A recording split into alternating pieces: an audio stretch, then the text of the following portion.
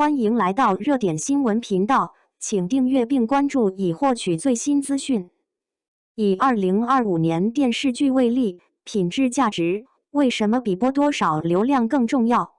随着2025年的刚刚结束，很多平台都开始宣传自家的剧王，有的依据第三方平台给出的播放数字，有的则是依靠某一家收视率平台给出的收视率数字。这当然是一种排行榜单的办法，但是这并非是唯一的办法。相反，这是最为简单粗暴的办法，并且是值得被警惕的办法。对于电视剧的播出平台而言，直接用一个第三方给出的数据评选排行榜单，则是最直接的。这两天也有娱乐平台方面根据2025年的网络数据情况，出具了娱乐白皮书，对于影视演员们也进行了一次排名。还是那句话，这都是其中的一种最简单粗暴的办法罢了。平台们可以这么搞，但真正的观众们没必要跟着起哄。平台们这么搞，是给广告商们看的，所以各大平台都会抢着说自己的平台出了剧王，自己的平台才是数据最好的。这是抢广告商呢，但是观众们不宜这么搞。对于观众而言，一部电视剧播出几百亿、上千亿了，跟您有啥关系啊？但是，一部电视剧品质价值的高低，则和大家伙有直接关系。这就是吃糠和吃粮的区别了。一部电视剧品质价值高，那作为电视剧观众，大家就算是吃了一口细粮了。而一部电视剧品质价值不高，甚至于很低的时候，大家伙就算是吃了粗糠了。同时，大家一定要清楚一个概念，电视剧不是播的数字越高越好，数字大就对等着好，这是初中肄业生才会信奉的概念。比如说，流感病毒厉害吧，一到冬天，基本上每个人都会被感染一波。那可是10几亿人的传染度，可是你数字越大，就越有危害性。与之相对的，每年没有多少人打狂犬疫苗吧？但是每一支狂犬疫苗可都是治病救人的。您说病毒价值大，还是疫苗价值大啊？同样的道理，数据的狂欢归平台，观众们真正应该关注的是电视剧们的品质。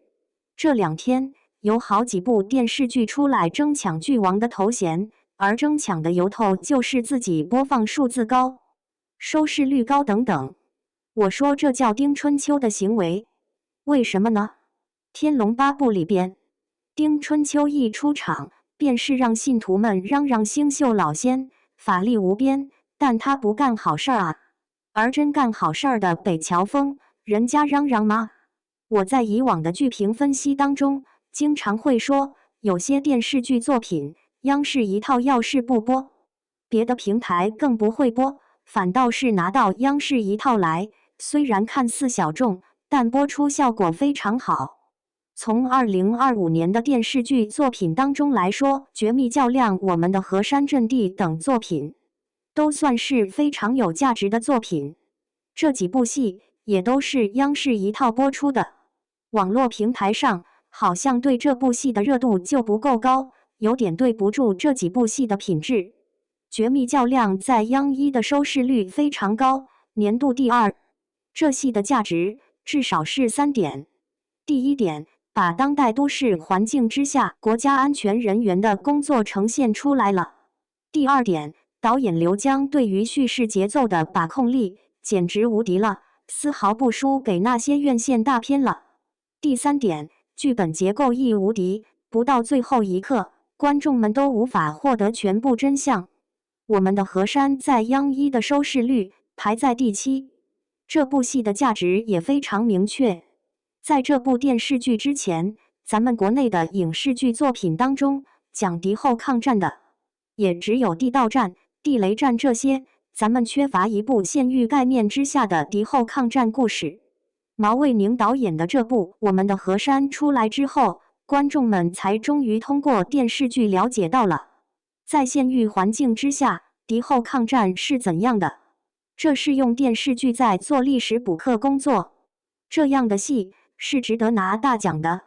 央八这边归队《生万物骑士》和《长安24记》等作品也都是非常有价值的。通过高满堂编剧的归队，观众们了解到东北抗联活生生的抗战内容，这是历史教科书上那一段两段的介绍所无法替代的。通过《生万物》，观众们看到了上世纪前半程中国农民的真实生粗境遇，看到了生存之苦难。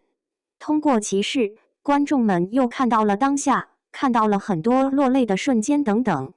卫视剧这边，东方卫视播出的《他为什么依然单身》，大家可能都为我这辆车已经8年没开了而笑开了花。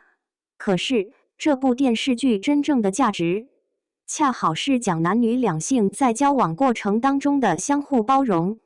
咱们当下多少青年男女不懂得相互包容了，都是个人主义为中心了啊！这戏播出来，社会学的价值就更明显了。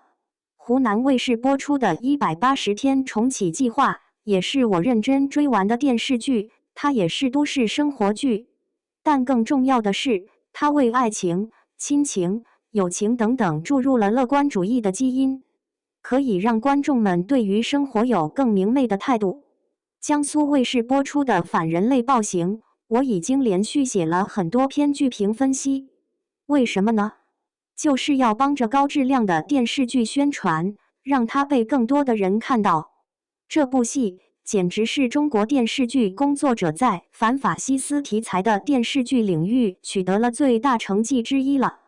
放到国际上，我们都可以被同行们高看一眼。我说不以搞丁春秋是剧王，可能会有战哥哥的粉丝不高兴，说我故意不喜欢战哥哥，可能他们又会因为我连续表扬了几部诚意主演的电视剧，就使劲给我戴帽子他不过是谁的粉丝。比如说，我为什么批评《藏海传》呢？